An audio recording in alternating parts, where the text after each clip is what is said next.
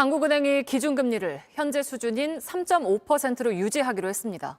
지난 2월에 이어서 두 차례 연속 동결입니다. 새 아파트가 안 팔려 땡처리에 나설 정도로 부동산이 가라앉은 데다가 수출도 7개월째 줄어들 정도로 나빠진 경기를 감안한 결정으로 보입니다. 오원석 기자입니다. 1년 전 분양을 시작한 서울 수유동의 아파트는 지금도 절반 넘게 안 팔렸습니다.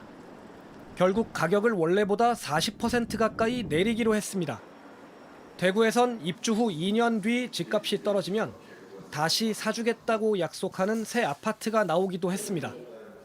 부동산 경기가 꺾이면서 미분양이 쌓이자 건설사들이 잇따라 땡처리에 나선 겁니다.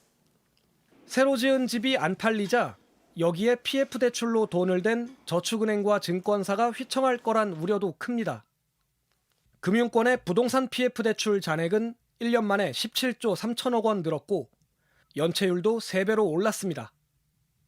오늘 한국은행이 2번 연속 기준금리를 동결한 건 내수 핵심인 부동산 시장이 불안해지는 걸 막기 위한 측면이 큽니다. 금리를 이제 동결하기 시작했기 때문에 부동산 시장이 어느 정도 안정되고 그래서 부동산 PF에 대한 우려가 좀 줄었으면 하는 것이 저희 생각이고요. 수출이 좀처럼 회복되지 않는 점도 이번 결정에 영향을 미친 걸로 보입니다. 이달 들어 10일까지 수출액은 1년 전보다 8.6% 줄었습니다. 지난해 10월부터 7개월 연속 감소세입니다.